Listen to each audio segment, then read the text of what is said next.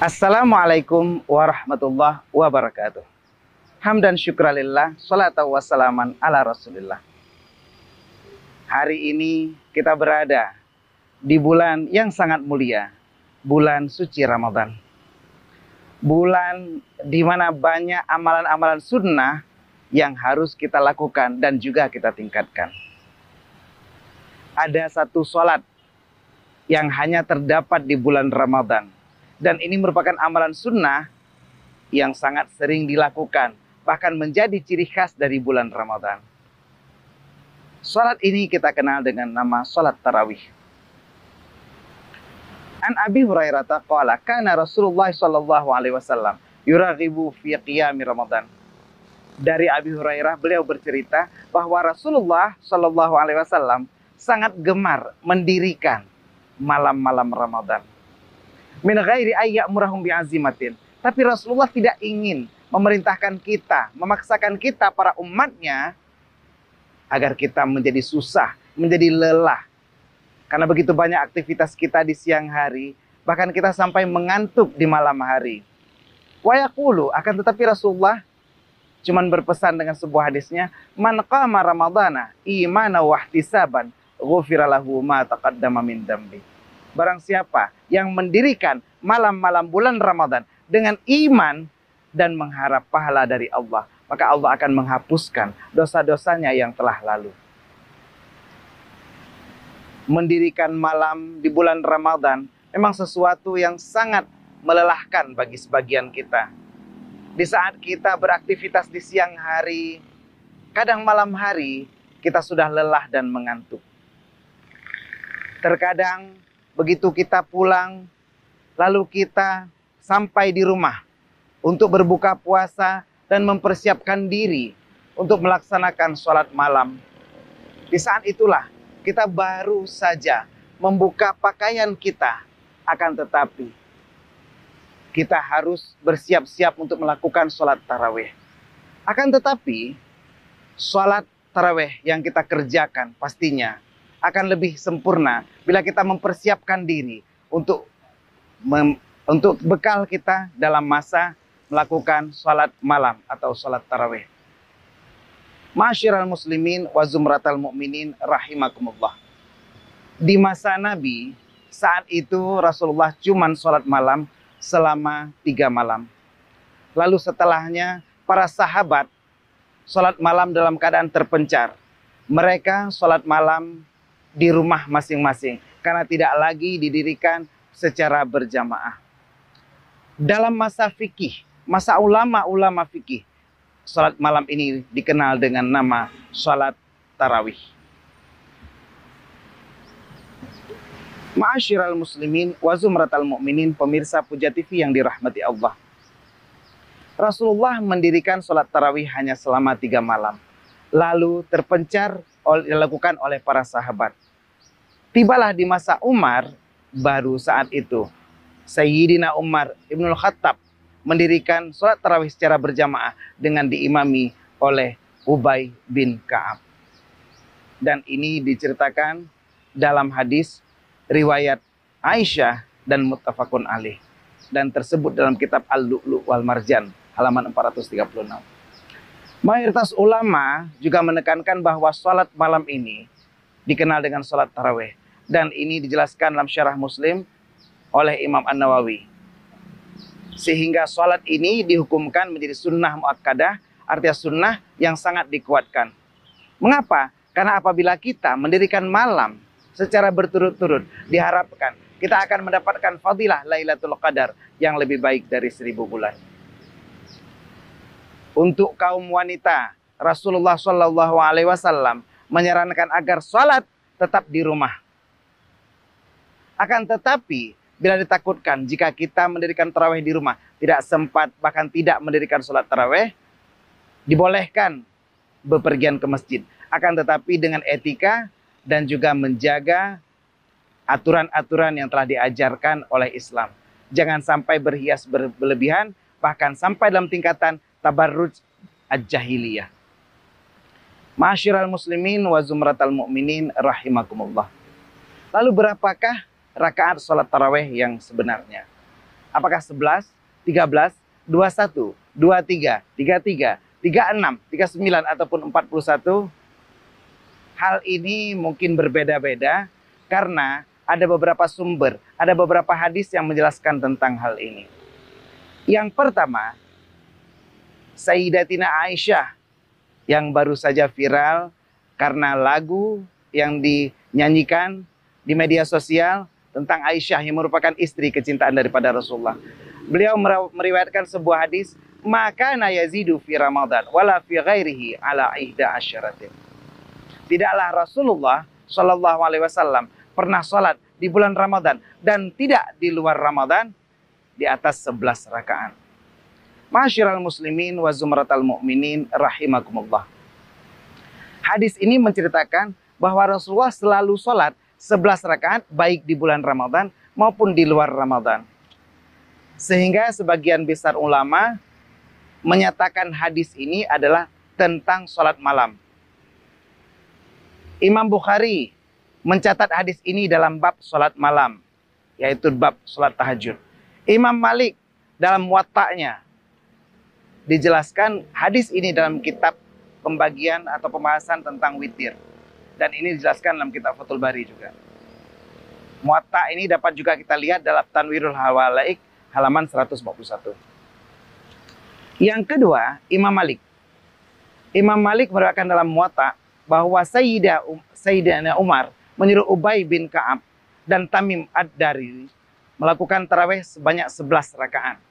Tapi yang panjang, artinya kadar 1 juz per 1 rakaat. Akan tetapi ada riwayat dari Yazid bin Ar-Rumman bahwa dijelaskan Sayyidina Umar menyuruh Ubay bin Ka'ab mengimami sholat tarawih sebanyak 23 rakaat. Dan di sini terjadi kontroversi. Yang ketiga, Imam At-Tirmizi meriwayatkan dari Sayyidina Umar dan Sayyidina Ali radhiyallahu an dan juga beberapa sahabat yang lainnya bahwa Rasulullah melakukan tarawih sebanyak 20 rakaat, tidak termasuk witir.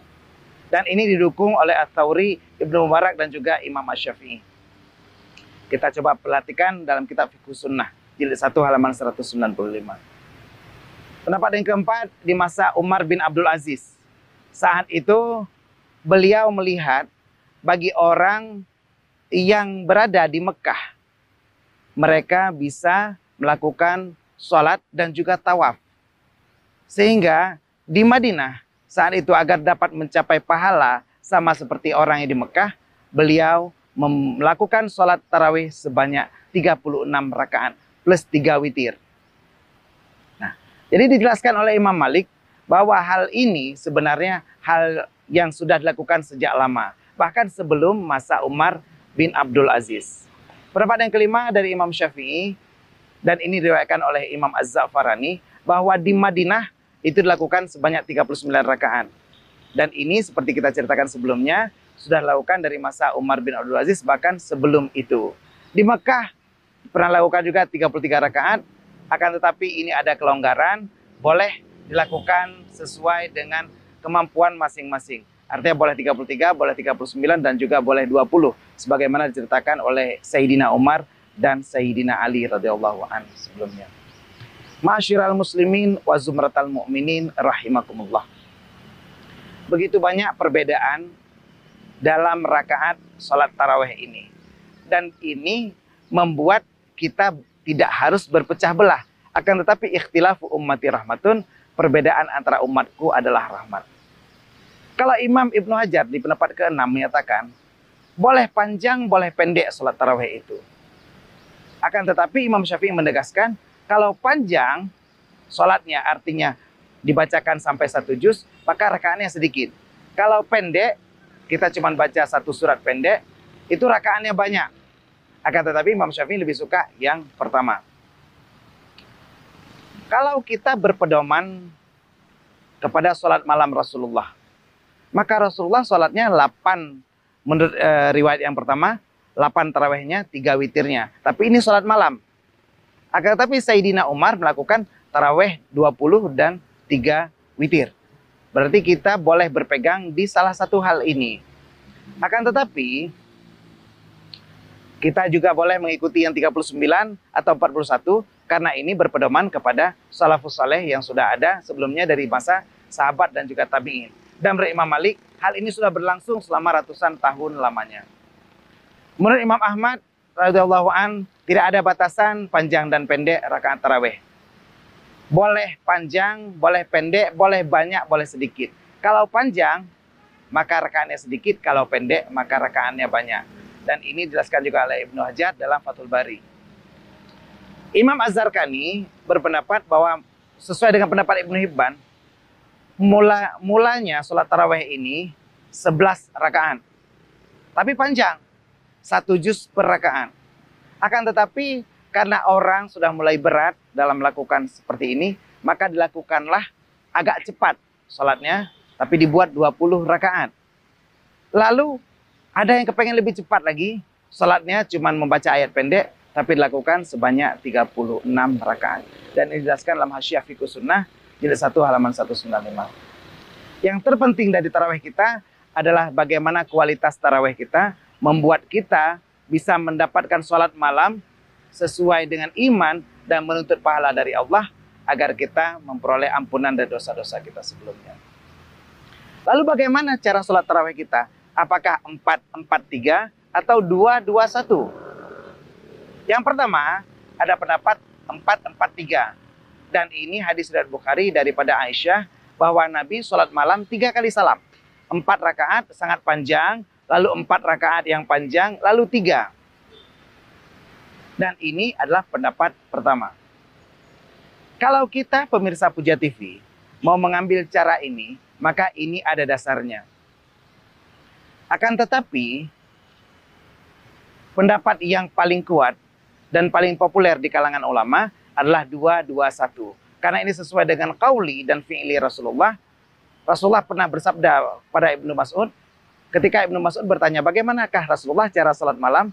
Lalu Rasulullah menjawab, sholatul laili matna-matna. Salat malam itu 2-2 rakaat. Dan jika kamu khawatir akan subuh, maka kamu boleh menutup dengan witir 1 rakaat. Hadis ini muttafaqun alaih dan dijelaskan dalam kitab Al-Lu'lu' wal Marjan. Dan begitu banyak sahabat yang melihat fi'liyah Rasulullah dalam hadis-hadis Muslim dan juga riwayat Imam Malik, bahwa Rasulullah itu sholat malamnya selalu 2-2 rakaat. Ini dapat kita jumpai pada syarah Sahih Muslim dan juga dalam Muwatta, dalam kitab Tanwir tadi. Imam Ibnu Hajar menjelaskan bahwa Nabi sholat witir itu bisa 1-3 rakaat. Jadi kita boleh mengikutinya.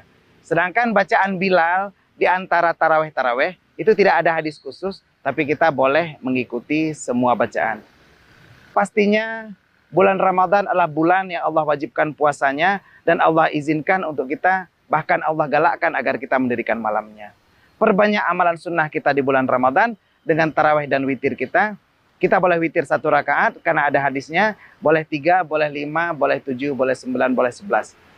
Hidupkan malam-malam Ramadan kita dengan amalan sunnah dan jangan kemana-mana, tetap di Puja TV.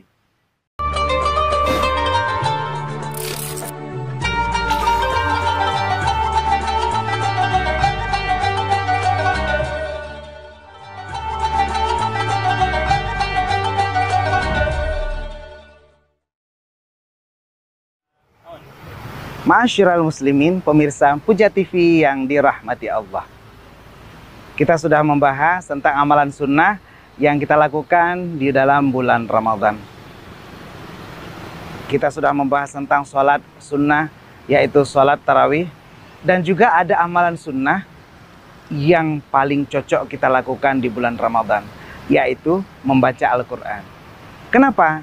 Karena bulan Ramadan adalah bulan diturunkannya Al-Quran. Syahrul Ramadan alladzi unzila fihi Al-Quran. Di bulan Ramadan adalah diturunkannya Al-Quran. Dan ini dijelaskan dalam surah Al-Baqarah ayat 185. Berapa banyak kita membaca di bulan Ramadan ini? Kita boleh membacanya setiap hari. Bahkan kalau bisa, minimal kita bisa khatam dalam bulan Ramadan 1 kali. Al-Quran merupakan petunjuk bagi kita. Famanit taba'a hudaya fala yadhillu wala yashqa. Barang siapa yang mengikuti petunjuk dari aku, kata Allah, maka dia tidaklah tersesat dan juga tidak celaka. Surat Thaha ayat 123. Dan Al-Quran menjadi pedoman bagi kita untuk kita terus mengamalkannya dalam kehidupan kita. Jangan sempat kita berpaling daripada Al-Quran. Man a'rada anhu fa innahu yahmilu yaumal qiyamati wizra. Barang siapa yang berpaling daripada Al-Quran, maka di hari kiamat kelak dia akan menanggung dosa-dosanya. Dan inilah penegasan Allah yang sangat kuat. Jangan sampai kita menyampingkan Al-Quran, bahkan terkadang kita lebih sering mengecek gadget kita, lebih sering mengecek smartphone kita. Berapa banyak notifikasi yang belum kita baca. Sedangkan dalam Al-Quran ada 6.666 notifikasi yang sudahkah Anda baca hari ini? Waman a'rada an dzikri fa innalahu ma'isyatan dhanka. Barang siapa berpaling dari peringatanku, kata Allah, maka dia akan mendapatkan kehidupan yang sempit. Wa nahsyuruhu yaumal qiyamati a'ma. Dan kami akan bangkitkan dia di hari kiamat dalam keadaan buta. Na'udzubillah summa na'udzubillah. Sudahlah kita miskin di dunia, pun lagi buta di akhirat. Inilah tugas kita agar selalu membaca dan mendekatkan diri kepada Al-Quran. Wa nazzalna 'alaikal kitaba tibyana likulli syai' wa hudaw wa rahmatan wa busyra lil muslimin. Kami turunkan kepadamu, wahai Muhammad, akan Al-Quran sebagai penjelas bagi segala sesuatu dan petunjuk dan rahmat dan juga kabar gembira bagi orang-orang yang Islam. An-Nahl 89 sudah menjelaskan kepada kita begitu banyak fungsi, begitu banyak peran Al-Quran dalam kehidupan kita. Dan sudah barang tentu bagi kita tidaklah pantas untuk menyia-nyiakan Al-Quran. Qad ja'akum minallahi nur. Tunggu telah datang dari Allah cahaya. Wa kitabum mubin. Yahdi bihillah. Allah akan menunjukkan kepada kita dengan Al-Quran ini. Ilan nuri bi'idni. Kepada cahaya dengan izinnya Allah. Wa nuhdihim ila siratim mustaqim. Dan kami akan menunjukkan kepada jalan yang lurus. Bagaimana Allah wa yukhrijuhum minadh dhulumati ilan nur, mengeluarkan mereka daripada kegelapan kepada cahaya yang terang benderang. Ilan nuri biiznihi, dengan izin Allah. Wa yahdihim ila siratal mustaqim, dan Allah akan menunjukkan kita kepada jalan yang lurus. Al-Maidah ayat 15 sampai 16. Dan inilah yang Rasulullah ajarkan selama masa periode kenabian beliau. Beliau selalu mengajarkan kita untuk mendekatkan diri dengan pengajaran-pengajaran, dengan ajaran-ajaran yang ada dalam Al-Quran. Ya ayyuhan nas, wahai para manusia, qad ja'atkum mau'idatum mir rabbikum. Telah datang kepadamu peringatan daripada Tuhanmu. Wa syifa'an lima fis sudur, dan obat bagi apa yang ada dalam hati. Wa hudaw wa rahmatan lil mu'minin, dan menjadi petunjuk dan rahmat bagi orang yang beriman. Surat Yunus ayat 57. Ma'asyiral muslimin wa zumratal mu'minin rahimakumullah. Inilah fungsi dan juga manfaat daripada Al-Quran, yang mana kita selalu mendekatkan diri, membaca, menelaah, dan juga meneliti apa yang terkandung dalam Al-Quran. Iqra'ul Quran, kata Rasulullah dalam sebuah hadis riwayat Muslim. Fa innahu yaji'u yaumal qiyamati syifa'an li ashabi. Bacalah Al-Quran, karena dia akan datang di hari kiamat menjadi syafi'an, menjadi pemberi syafaat bagi orang yang sering membaca Al-Quran. Inilah fungsi dan faedah. Kita sangat ingin syafaat, pertolongan di hari kiamat. Di saat itu, semua anak dan keluarga, bahkan orang tua kita, yauma yafirrul mar'u min akhi, pada hari telah berlarian seseorang daripada saudaranya. Wa ummihi wa abi, dari ibunya, dari bapaknya. Saat itulah Al-Quran datang kepada kita sebagai sesuatu yang memberikan syafaat dan pertolongan kepada kita. Yu'tabil Quran yaumal qiyamati wa ahlihi alladzi kanu ya'maluna bihi. Taqdabuhu surat Al-Baqarah. Telah datang dalam Al-Quran pada hari kiamat, dan dia membawa sahabatnya, orang yang sering membaca Al-Quran, yang mengamalkan Al-Quran, dan didahului dengan suratul Baqarah wa Ali Imran, oleh surat Al-Baqarah dan Ali Imran. Al-Quran memberikan syafaat bagi para orang yang mengamalkan Al-Quran. Dan ini didahului oleh surat Baqarah dan Ali Imran. An-Nawas berkata, lalu Rasulullah memberi 3 perumpamaan yang aku belum lupa. Rasulullah bersabda, ka'annahunna ghammamatani. Al-Quran, yaitu surah Al-Baqarah dan Ali Imran, seakan-akan datang menjadi 2 awan putih yang memberikan naungan, atau adallatani sawadatin, ataupun 2 naungan hitam yang kita lihat seakan-akan Al-Quran tidak memberikan manfaat, tapi sebenarnya Al-Quran yang kita harapkan, Al-Quran yang kita lihat setiap hari selalu memberikan manfaat kepada kita. Naungan itu memberikan perlindungan kepada sahabatnya. Au ka'annahuma hirkani min tairin, atau seakan-akan surat ini, Al-Baqarah dan Ali Imran ini adalah burung yang melebarkan sayapnya dan membela bagi kita orang-orang yang mengamalkan Al-Quran. Dan ini dijelaskan dalam sebuah riwayat sahih Muslim. Khairukum man ta'allama al-Quran wa 'allamah. Dalam sebuah hadis riwayat Bukhari, sebaik-baik kamu adalah orang yang mempelajari Al-Quran dan juga mengajarkannya. Begitu banyak fadilah bagi orang yang membaca Al-Quran. Man qara'a harfan min kitabillah fa innahu bihi hasanah. Barang siapa yang membaca 1 huruf daripada kitab Allah, daripada Al-Quran, falahu bihi hasanatun, maka baginya adalah sebuah kebaikan. Wal hasanatu bi asyri amsalihah, dan 1 kebaikan dibalas dengan 10 pahala. La aqulu alif lam min harfun. Aku tidak berkata, kata Rasulullah, alif lam mim itu 1 huruf. Walakin alif harfun, walamun harfun, wa mimun harfun. Akan tetapi alif 1 huruf, lam 1 huruf, dan mim 1 huruf. Hadis riwayat At-Tirmizi. Ustadz, saya belum mahir membaca Al-Quran. Al-mahiru bil Qur'ani ma'as-safratil kiramil bararah. Orang yang mahir membaca Al-Quran akan selalu dilindungi oleh para malaikat yang mulia. Walladzi yaqra'ul Qur'an wa yatabattahu fihi wa huwa 'alaihi syaqqun lahu ajrani. Sedangkan bagi kita yang masih tergagap-gagap akan tetapi sudah mulai belajar membaca Al-Quran, maka saat itu malah kita mendapat 2 pahala. Pahala membaca dan pahala mempelajari cara membaca Al-Quran. Membaca Al-Quran diperintahkan agar kita memahami yang mana ayat-ayat tentang perintah, lalu kita ingat tentang perintah Allah, apa yang belum kita lakukan. Mana ayat yang mengatakan tentang larangan, dan kita ingat apa larangan Allah yang telah kita lakukan, dan kita beristighfar tentangnya. Apa ayat-ayat tentang rahmat, dan kita mengharapkan rahmat Allah akan diturunkan kepada kita. Apa ayat-ayat tentang azab, dan kita takutkan azab Allah akan turun menimpa kita. Agar kita mempelajari Al-Quran dan memahami. Tabun anzalnahu ilaika mubarakan litudabbiru ayatihi. Al-Quranlah sebuah kitab yang diturunkan. Kitabun anzalnahu ilaika. Kami turunkan kepadamu. Yudabbiruhu. Agar kamu mempelajari. Yudabbiru ayatihi. Mempelajari ayat-ayatnya. Waliyadzakkaru ulul albab. Dan agar orang yang punya pikiran memikirkan tentang Al-Quran. Surat ayat 29 menjelaskan agar wala yadzakkaru ulul albab, kita orang yang punya pikiran memikirkan tentang Al-Quran. Dan kita boleh mempelajari Al-Quran, membaca Al-Quran kapan saja. Alladzina yadhkurunallaha qiyaman wa qu'udan wa 'ala junubihim. Orang-orang yang mengingat Allah. Sedangkan Al-Quranlah zikir yang paling agung. Dalam keadaan qiyaman, berdiri, qu'udan duduk, wa 'ala junubihim. Wa yatafakkaruna fi khalqis samawati wal ard, dan kita berpikir tentang penciptaan langit dan bumi. Saat kita membaca Al-Quran disunahkan dalam keadaan suci, menghadap kiblat dan mencari waktu yang tepat. Boleh setelah maghrib, boleh setelah sholat lainnya, boleh juga setelah sholat fajar. Akan tetapi kalau kita membayangkan Ali Imran 191 tadi bahwa Al-Quran boleh dibaca kapan saja, silahkan gunakan waktu-waktu kita untuk selalu berzikir dengan membaca Al-Quran.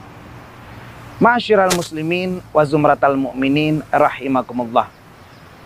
Al-Quran yang menjadi pembela kita, Al-Quran yang menjadi penolong kita, sudah barang tentulah kita harus segera melakukan dan menyediakan waktu untuk membaca Al-Quran. Bahkan kalau bisa khatam seminggu sekali. Dan ini merupakan sunnah. Kita membaca 1/7 Al-Quran per hari dengan melihat mushaf. Gunakan waktu Ramadan kita, atau 2 tanah suci, boleh di Mekah, boleh di Madinah, atau 10 hari Zulhijjah. Dari 1 sampai 10 Zulhijjah kita gunakan. Dan saat ini bulan Ramadan juga bulan yang mulia, merupakan waktu agar kita melakukan selalu membaca Al-Quran. Rasulullah pernah bersabda kepada Abdullah bin Amr, Bacalah Al-Quran setiap 3 hari. Artinya Rasulullah memerintahkan agar kita khatam minimal 3 hari sekali. Dan ini dijelaskan dalam Fadailul Quran karangan Ibnu Katsir dan Hasyiatul Muqaddimatu Tafsir karangan Ibnu Qasim halaman 107. Bagaimana Rasulullah menekankan tentang bagaimana kita mengkhatamkan Al-Quran. Dan makruh menunda khatam sampai lewat 40 hari. Karena takutkan kita akan lupa tentang Al-Quran. Imam Ahmad berkata, sangatlah berat beban bagi orang yang pernah menghafal Al-Quran lalu melupakan Al-Quran ini. Di bulan Ramadan ini minimal kita membaca 1 juz 1 hari. 1 juz terdiri 10 lembar kalau mushaf cetakan Madinah atau Departemen Agama. 5 kali sholat kita baca selama 30 hari, berarti 1 kali sholat subuh, duhur, asar, maghrib, isya kita baca minimal 2 lembar. Kalau kita terlupa boleh diganti di waktu imsak atau setelah sholat subuh. Gunakan kesempatan bulan Ramadan untuk selalu membaca Al-Quran. Syahrul Ramadan alladzi unzila fihil Quran hudal linnas wa bayyinatin minal huda wal furqan. Pemirsa Puja TV yang dirahmati Allah, kalau kita mau menggunakan waktu bulan Ramadan kita untuk mengkhatamkan Al-Quran, maka inilah hal yang terbaik bagi kita. Kita gunakan waktu kita untuk selalu membaca, mengaji dan juga mengkaji tentang hal-hal yang tertulis di dalam Al-Quran. Dan ini membuat kita teringat dengan kisah Rasulullah. Hina yalqahu Jibril fi Ramadan fi kulli lailatin yudarisuhul Quran. Setiap malam Jibril menjumpai Rasulullah untuk mengajarkan Al-Quran. Dan ini hadis sahih daripada sahabat Ibnu Abbas. Inna nasyi'atal lailihi asyaddu wat'aw wa aqwam muqila. Sesungguhnya waktu malam itu lebih tepat dan lebih khusyuk dan bacaan lebih berkesan. Boleh kita gunakan malam hari untuk bertadarus dan juga boleh berkumpul seperti Al-Muzammil tadi ayat 6. Kita berkumpul di masjid melakukan pencocok ayat-ayat Al-Quran. Karena Rasulullah pernah bersabda, tidaklah berkumpul suatu kaum di salah satu rumah Allah selain membaca kitab Allah dan mempelajari di antara mereka, kecuali turunlah ketenangan di atas mereka serta mereka diliputi rahmat, dikerumuni para malaikat dan disebut oleh Allah kepada para malaikat di hadapannya. Dan ini diriwayatkan oleh hadis riwayat Muslim. Semoga kita bisa menggunakan waktu kita lebih optimal dalam bulan Ramadan untuk selalu mengaji dan mengkaji Al-Quran, bahkan mengkhatamkan Al-Quran di bulan Ramadan. Jangan kemana-mana, tetap di Puja TV.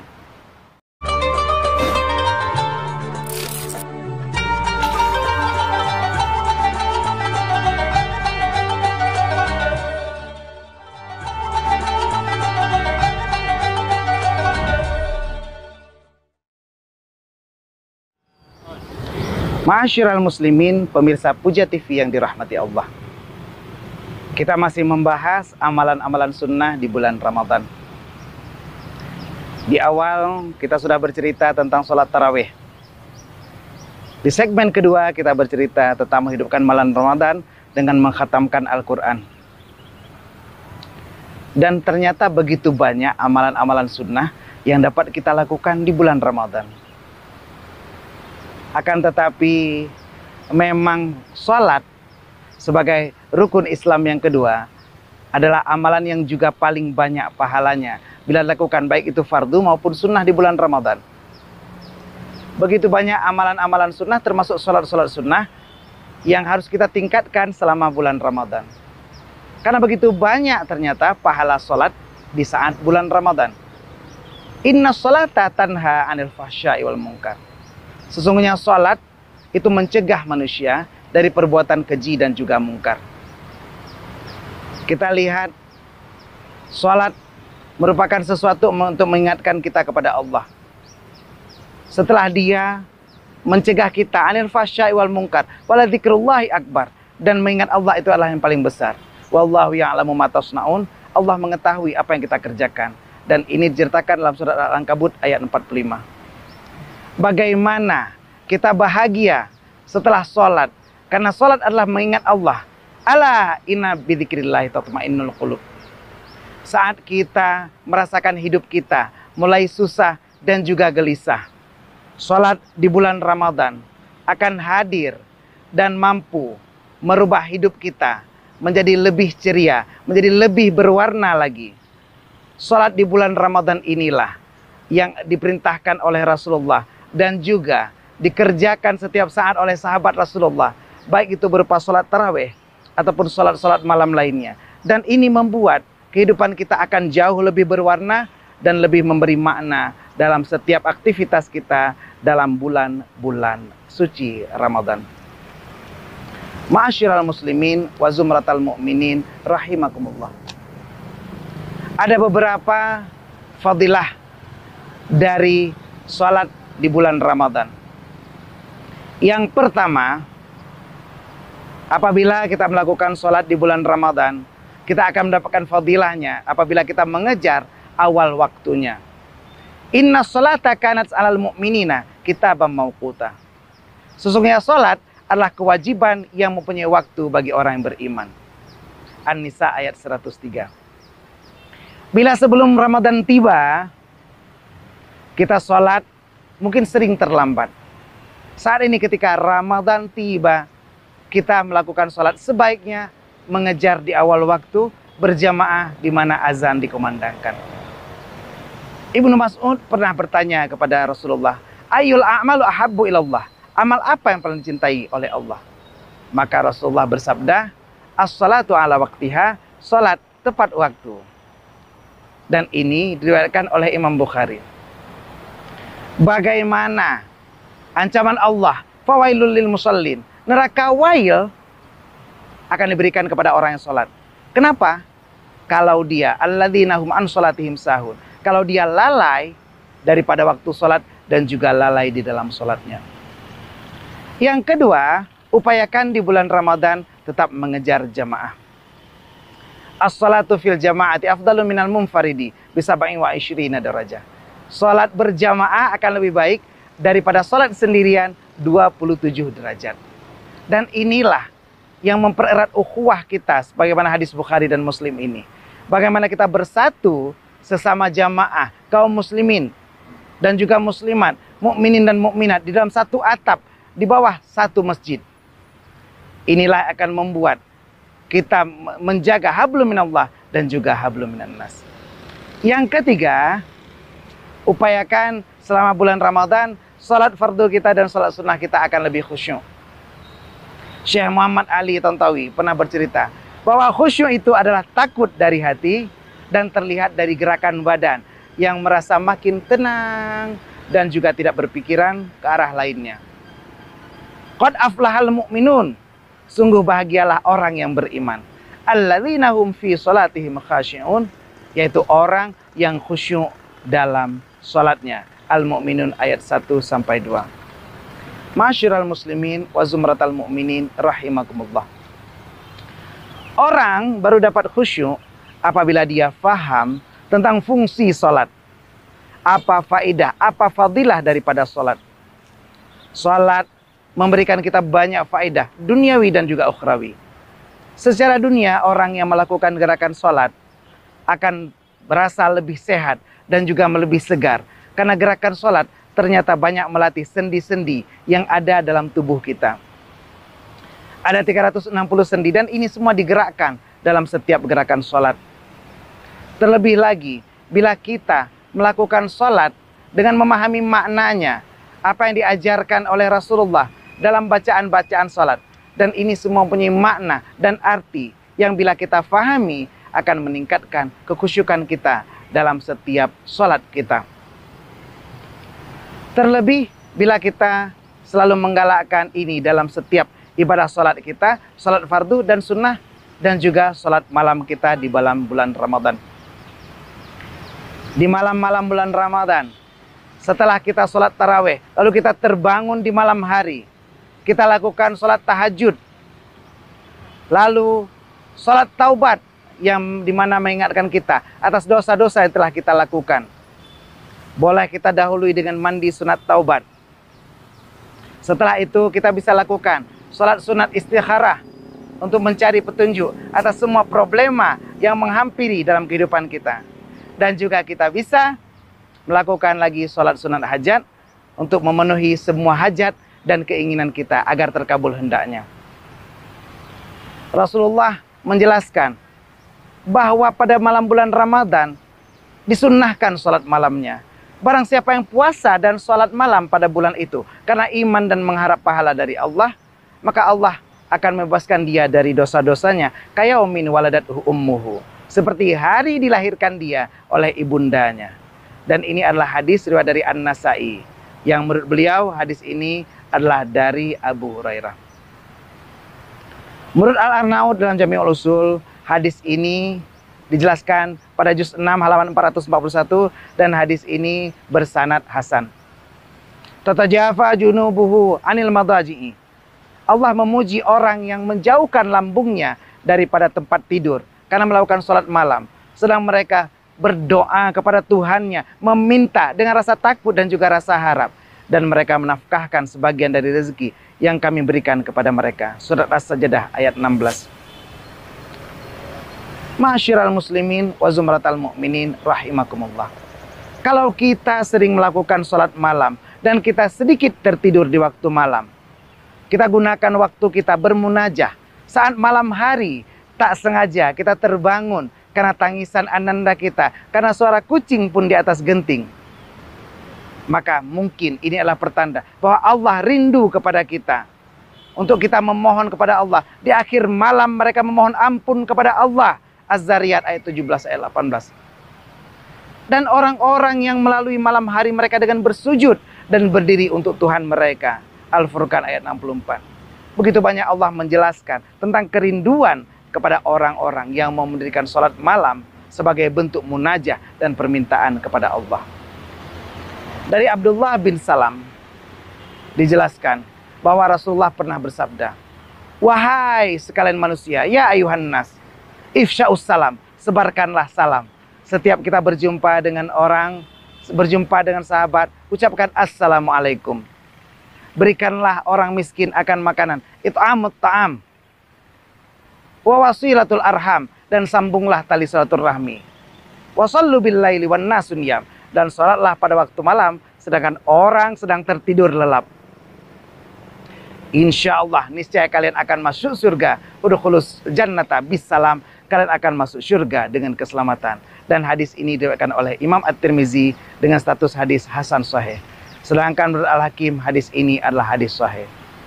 Diriwayatkan oleh At-Tirmizi dari Bilal bin Rabah bahwa Nabi SAW pernah bersabda pada suatu hadis tentang sholat malam. Diceritakan bahwa Rasulullah saat itu sedang bersabda dan bercerita kepada Bilal, "Hendaklah kamu mendirikan sholat malam, karena itu adalah tradisi adat orang-orang yang soleh sebelum kamu. Sungguh sholat malam akan mendekatkan diri kamu kepada Tuhanmu, menghapuskan kesalahan-kesalahan kamu, menjaga diri dari dosa, dan mengusir penyakit dari tubuhmu." Hadis riwayat Al-Hakim, dan beliau menyatakan bahwa hadis ini sahih. Bagaimana sholat malam memberi kesehatan kepada tubuh kita. Dan terbukti secara medis, begitu banyak orang yang sakit di antara kita sembuh karena selalu mendirikan sholat di waktu malam. Karena hal ini sesuai dengan metabolisme tubuh yang diciptakan oleh Allah Subhanahu wa Ta'ala. Dan juga termasuk derajat daripada orang-orang yang melakukan sholat malam, yaitu memberi makan, berkata baik, dan berikan sholat malam ketika orang tidur. Ini juga meningkatkan derajat kita, sesuai dengan hadis riwayat Bukhari dan At-Tirmizi. Kalau kita lihat kitab Wadhaifur Ramadan oleh Ibnu Qasim halaman 42 sampai 43, dijelaskan bagaimana sholat malam ini adalah sholat yang paling bagus, sholat yang paling baik. Karena sebuah hadis riwayat Muslim menjelaskan sebaik-baik sholat setelah sholat fardu adalah sholat di waktu malam. Ma'asyiral muslimin wa zumratal mu'minin, pemirsa Puja TV dimanapun Anda berada, selalu gunakan waktu kita untuk sholat sunnah, terutama di waktu malam hari. Bila mampu, lakukan sholat tahajud sebanyak-banyaknya, lalu tutup dengan witir saat sebelum kita makan sahur. Dalam sebuah hadis riwayat Abu Daud An-Nasai, barang siapa ingin witir dengan 1 rakaat, maka lakukanlah. Lalu dalam hadis berikutnya, barang siapa yang ingin melakukan witir dengan 3 rakaat, maka lakukanlah. Hadis ini juga diriwayatkan oleh Abu Daud dan Nasai. Dan hadis berikutnya Rasulullah bersabda, barang siapa ingin witir dengan 5 rakaat, maka lakukanlah.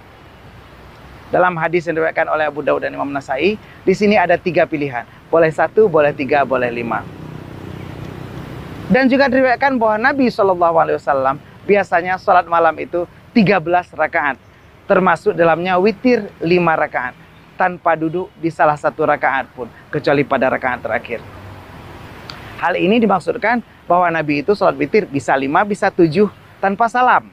Berarti dibolehkan sholat witir dengan 1 kali sholat, 1 kali salam. Artinya bisa 7 rakaat sekaligus.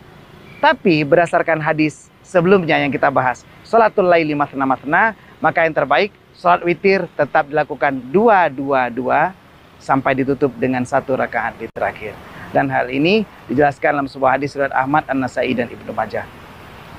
Kalau kita memahami makna dari beberapa hadis yang kita bacakan ini, kita bisa selalu menjalankan ibadah Ramadan dengan berpuasa di waktu siang dan juga melakukan sholat di waktu malam, membaca Al-Quran dan melakukan berbagai amalan sunnah lainnya. Kita bisa memberi makan orang miskin, bisa bersedekah, bisa memberikan bukaan kepada orang yang sedang berpuasa, bisa juga menyambung tali silaturahmi, dan begitu banyak amalan-amalan sunnah yang harus kita perbanyak di bulan Ramadan. Kalau kita memahami esensi dari apa yang diajarkan oleh Rasulullah tentang makna dan kelebihan daripada bulan Ramadan, maka kita akan menginginkan agar bulan Ramadan ini hadir di sepanjang tahun kita, agar kita memperoleh begitu banyak fadilah. Rasulullah bersabda bahwa sholat sunnah di bulan Ramadan setara dengan sholat fardu. Sudah barang tentu kita sangat menginginkan fadilah ini. Fadilah di mana kita mendapatkan pahala sholat fardu di setiap sholat sunnah kita. Kita lakukan sholat tarawih setelah waktu Isya. Dan kita isi malam kita dengan bertadarus Al-Quran. Hingga waktunya kita beristirahat. Lalu kita terbangun dan melakukan sholat tahajud, sholat witir, atau kita dahului lagi dengan sholat hajat, atau sholat sunat istikharah dan sholat sunat taubat. Kalau kita melakukan semua sholat-sholat sunnah sesuai yang diajarkan Rasulullah, maka insya Allah Ramadan kita akan jauh lebih bermakna. Ramadan kita akan jauh lebih berwarna. Dan insya Allah kehidupan kita akan jauh memberikan manfaat kepada kita dan orang di sekeliling kita dengan berbagai amalan-amalan sunnah yang kita lakukan di bulan Ramadan. Baik itu berupa sholat malam dan juga membaca Al-Quran. Semoga kajian penyejuk hati di Puja TV akan memberikan motivasi dan juga inspirasi bagi kita semua yang menyaksikan ini, baik di YouTube maupun langsung di Puja TV. Dan semoga Allah memberikan rahmat, inayah, dan juga hidayah kepada kita semua, pemirsa Puja TV dimanapun Anda berada, agar selalu meningkatkan amalan-amalan sunnah di bulan Ramadan. Hadanallah wa iyyakum ajma'in. Selamat berbuka puasa bagi seluruh pemirsa Puja TV. Wassalamualaikum warahmatullahi wabarakatuh.